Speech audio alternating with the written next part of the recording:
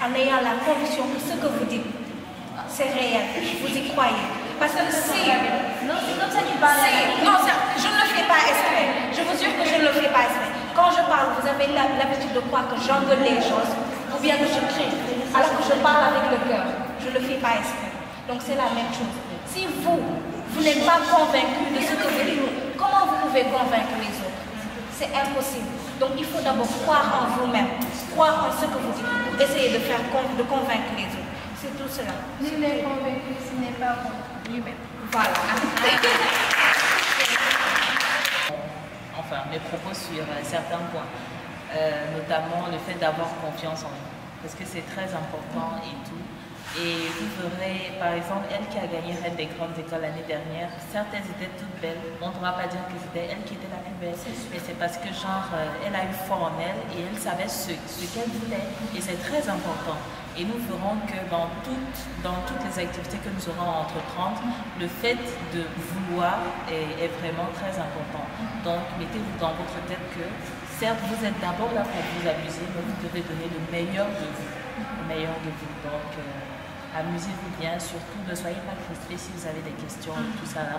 Vous rapprochez toujours d'elles parce que c'est elles qui ont vécu la compétition, elles savent ce que c'est le stress et tout ça. Donc je vous invite vraiment à faire preuve d'abnégation et de beaucoup de courage aussi, je vous souhaite beaucoup de courage et puis amusez-vous surtout beaucoup. Donc c'est tout ce que j'avais à dire. J'espère que je n'ai pas été longue et puis... Une dernière chose, s'il vous plaît. Allez à Unibella. Quand on va vous dire d'aller vous coiffer à Unibella, partez, ne faites pas comme moi. N'allez pas chez vous. Vous allez mettre un greffage très très très beau. Et quand vous allez arriver, toutes les filles seront en chignon, magnifiques, là, et vous serez en greffage. Et là, vous verrez que vous allez perdre beaucoup de poids. Beaucoup de poids. Allez à Unibella, faites votre chignon, ressemblez à une reine. Ne faites pas comme moi. Ne mettez pas un greffage. Je vous demande.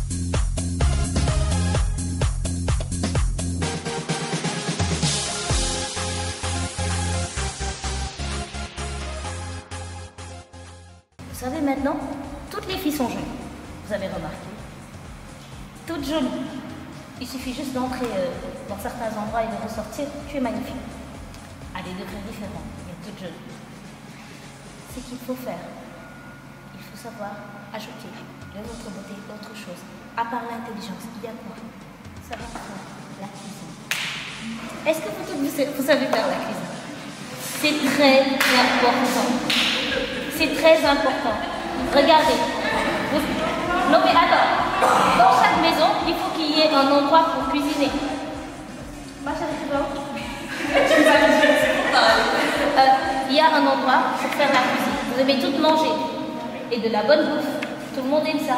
Mais il faut savoir le faire. Savoir cuisiner. Faire des petits plats par-ci, par-là. Il faut le faire. Il faut apprendre. Même je sais qu'il y en a d'entre vous qui ne savent pas le faire. Mais il faut apprendre. Il faut être curieuse. Avoir l'esprit de créativité. Entrer dans la cuisine. Mélanger les couleurs, les légumes. Ressortir un peu. Voilà. Et il faut le faire avec le cœur. Parce que savoir faire la cuisine, c'est mélanger beaucoup de choses, mais avec le cœur. Tant qu'on ne cuisine pas avec le cœur, ça ne marche pas. Ça ne peut pas être bon. Tu cuisines à la maison, tu dis c'est très bon, tu dis merci. Et tu ajoutes, je l'ai fait avec amour. Parce que c'est très important. Merci.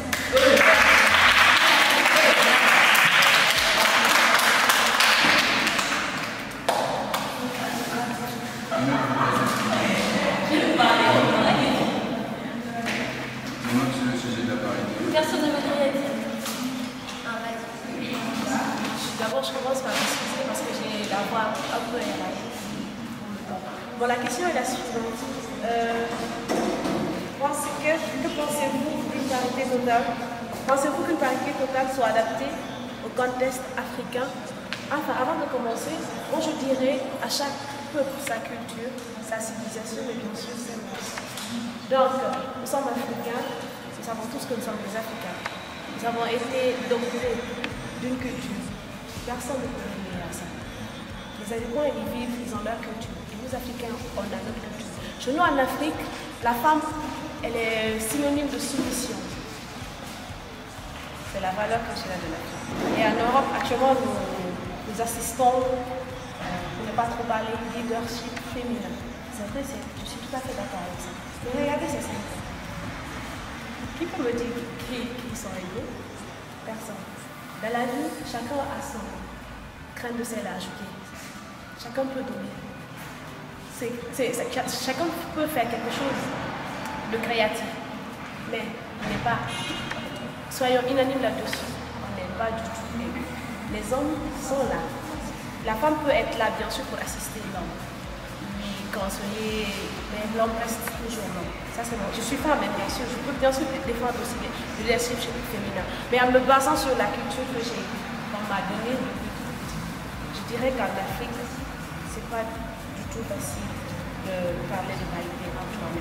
Pour répondre à la question, à savoir si une parité totale est adaptée au contexte africain, moi je répondrai par la négative. Pourquoi? Parce que la conception qu'on a de la femme en Afrique n'est pas pareille qu'on a ailleurs. La femme, elle est considérée comme être la femme au foyer. Donc elle est au foyer et l'homme, c'est lui qui va au travail, qui ramène de l'argent à la maison. Donc sur ce point, on ne pourrait pas dire qu'une parité totale soit possible. Même si on essaie de discuter, de pousser les gens à penser que la femme peut assumer des postes de même que l'homme, je ne pense pas que ce soit possible pour tous les domaines. Donc, pour moi, quand même, ce n'est pas un concept qui puisse être adapté à l'Afrique. Merci.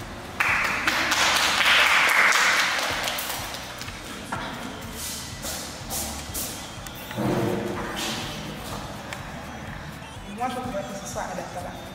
Parce que, je sais pas, on passe à d'autres, au fur et à mesure que le temps passe, nous pouvons développer notre intelligence. On devient de plus en plus intelligent. On ne doit pas rester avec les mentalités qu'on avait depuis le début du monde. L'Afrique, c'est vrai qu'on est africain, on doit rester, les femmes doivent rester à la maison, les hommes doivent aller au travail, mais c'est plus ça. On étudie, non? Vous êtes à l'école, on nous a donné l'école pour ça. C'est-à-dire qu'il n'y a plus de différence entre femmes et hommes. Si nous tous sommes à l'école, c'est que certaines femmes ont pu lutter contre ça. Donc moi, je ne veux plus que vous acceptiez que voilà, il y a une parité, l'homme doit faire ça et la femme ne doit pas faire ça. Moi, aujourd'hui, je fais télécom technique. J'ai une classe remplie d'hommes. Mais j'essaie de me battre pour être devant ces hommes. Parce que moi, je veux comprendre les hommes sont forts, les filles elles passent leur temps à se faire belle, tout ça. Oui, je me fais belle, mais je veux aussi être la meilleure. Parce qu'on ne peut pas l'avouer du moins, mais la parité, elle a toujours existé en quelque sorte. Revenons quelques temps passés. Sokhna Mame Diarra Bousso, Aline Sitoé Diatta, et j'en passe. Du moins, c'est les femmes qui ont été fortes, des exemples, des modèles. Et aujourd'hui, avec la modernisation, vous voyez que les hommes ont tendance à s'occuper d'autres choses, alors que la femme, elle est là, elle se démarque plus que l'homme. Donc du coup, moi je vois que la parité d'un côté, oui. Et la question c'est la parité, non, on parle d'une parité totale. Moi je ne dirais pas qu'elle est totale, mais au moins qu'elle est partielle. Parce que d'une part, oui, je suis pour la parité. Parce que la femme se démarque, la femme se montre de jour en jour. Allez dans les entreprises, vous voyez que les femmes sont plus actives, les femmes travaillent plus. Entrez dans les écoles, dans les classes primaires et autres, il y a plus de femmes que d'hommes. Donc, nous sommes dans un monde où toujours moins de femmes en fait, qui ont des postes à haute responsabilité comparé aux hommes. Même si elles ont plus de capacités, plus de compétences, ce sera toujours aux hommes en fait, qu'on donnera ces postes de responsabilité. Enfin, les femmes déjà ont moins de pouvoir de décision, on va dire, parce qu'à la maison, comme tu l'as dit, en fait, c'est toujours papa qui va décider. Même si maman est d'accord, il faut toujours en fait qu'on se réfère à papa. Si papa dit non, bah, c'est non, c'est comme ça en fait. Dans la religion aussi, c'est un peu la même chose. Si on regarde à la base, les hommes et les femmes, ils ont exactement le même nombre de droits et de devoirs dans la religion. En fait, ils sont égaux. Mais on te dira toujours, par exemple, si tu as un mari, c'est dire que c'est qu'il est fun. Si ce n'est pas ton mari, ce sera ton père, mais c'est toujours quelqu'un, un garçon en fait, qui sera toujours ton pilier, c'est lui qui est censé te montrer la voie. Donc je ne pense pas qu'au jour d'aujourd'hui, ce soit facile de pouvoir briser en fait ces croyances qu'on a en fait. C'est des choses qui sont ancrées, c'est culturel et la culture joue un rôle vraiment très très important dans nos vies africaines. Ce qui n'est peut-être pas le cas en Europe ou aux États-Unis où dans la culture en fait on la met un peu de côté, enfin un peu comme on le sent en fait. Donc je pense pas qu'aujourd'hui ce sera possible, mais ce qui est bien, c'est que ça tend à changer. Je vois que les femmes aujourd'hui elles sont bien plus actives, dirigées, parce que les femmes ont bien plus de... Peut-être elles ont ce côté, elles font les choses un peu plus avec cœur. Elles ont plus ce côté humain que les hommes n'ont pas. Les hommes sont plus féroces, c'est comme des tigres en fait, qui sont prêts à se battre et tout. Alors que les filles en fait on a plus ce côté un peu doux, on est un peu plus posé. Peut-être qu'on prend des décisions d'ailleurs, je pense. J'espère qu'on réussira à faire changer les choses un jour. Voilà. Les choses, d'amener au-delà de réussir l'entreprise. Et on dit que la femme africaine elle est soumise, ça c'est vrai. Mais pourquoi les hommes, quand ils sont dans la famille, on dit que c'est papa qui prend les décisions et tout. Je suis d'accord, c'est le chef de famille, tant pour moi. Mais quand ils prennent une décision, il faut au moins appeler maman. Mais des fois, ils ne le font pas. Non mais sérieux, des fois, ils ne le font pas. Ils prennent des décisions comme ça, et puis tout le monde a fait quoi? On n'a pas notre mot à dire. Moi, je ne suis pas d'accord. Je ne suis pas d'accord, je ne serai jamais d'accord. En tout cas, moi, ce que j'ai à dire, c'est les femmes. Battez-vous. Tant que vous pouvez. Montrez aux hommes qu'ils n'ont rien que nous. C'est vrai qu'on dit souvent, ouais, si on applique la parité, imaginez-vous que la femme ne peut pas être imam, ce genre de truc. Oui, c'est vrai. Sur ça, je suis tout à fait d'accord. Mais au moins, on l'esprit en tête que la femme, ce n'est pas un meuble à la maison. En tout cas, moi, je ne l'accepte pas. Je suis comme ça. Même devant mon père, je suis comme ça. Il prend une décision, je ne suis pas d'accord. Je dis, papa, je ne suis pas d'accord. Tu expliques, on discute, on trouve un terrain d'entente. C'est ça. Mais il ne faut pas être là, toujours comme ça. Même à l'école, on me dit, toi, tu es toujours dans tout, quoi, tu bouges. Moi, je suis comme ça. Je ne veux pas être là. À chaque fois, facture à payer. Les hommes. Les enfants, scolarité, les hommes. À la fin, non mais, toi, tu fais rien ou pas? Si tu prends des décisions, tu n'auras pas ton mot à dire parce que toi, tu ne participes pas à part éduquer. C'est vrai que le rôle de la femme, c'est éduquer les enfants. Ça, sur ça, on est bien d'accord. Mais au moins, il faut s'activer.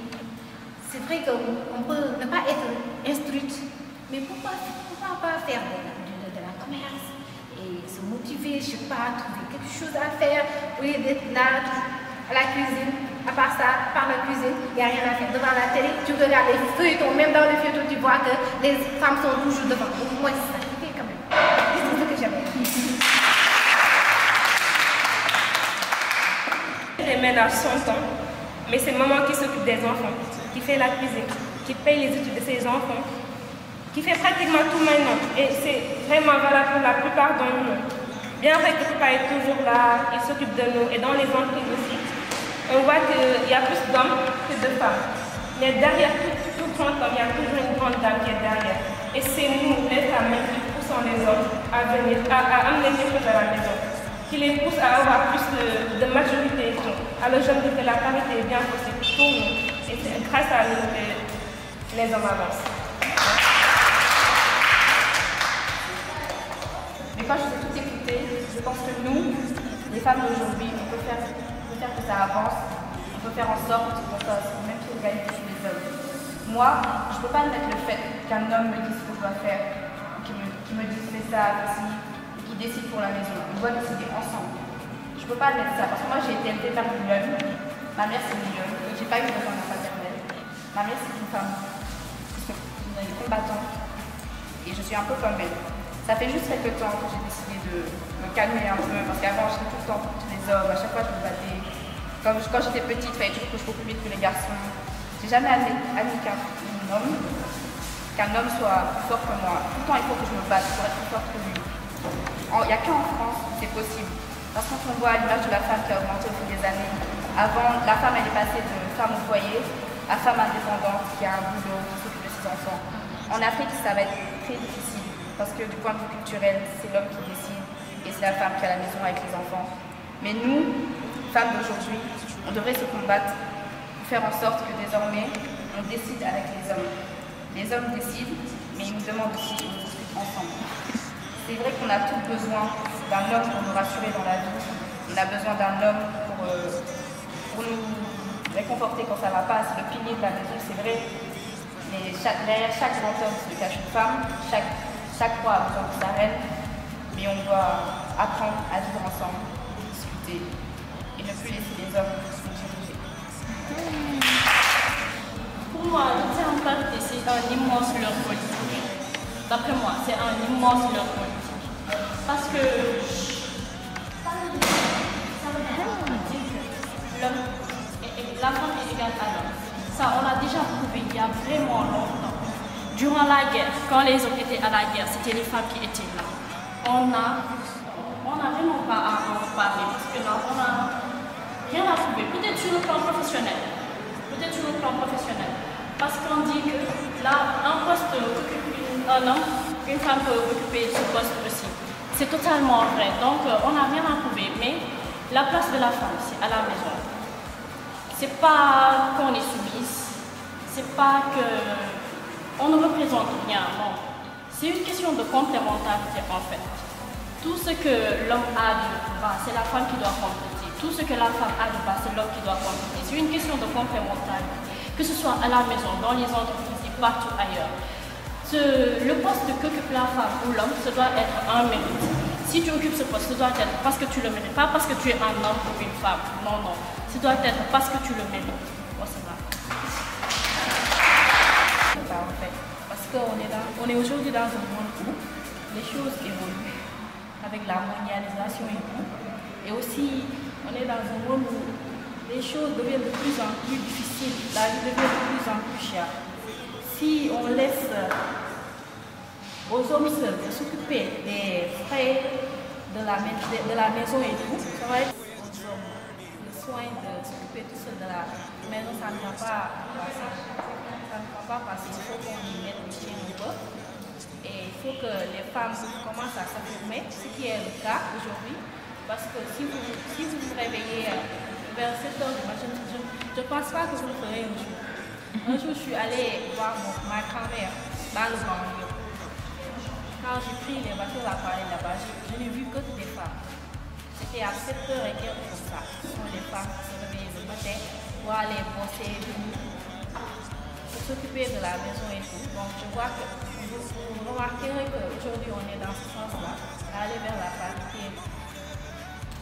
Il est vrai qu'on a nos réalités culturelles et tout, que la femme la femme africaine se doit toujours de respecter son mari et tout, de suivre ce qu'il lui dit de faire, s'il lui dit de ne pas faire, il respecte ses décisions et tout. Mais aujourd'hui, il faut vraiment qu'on se complète mutuellement en fait. Il faut qu'on y mette du soutien pour voilà.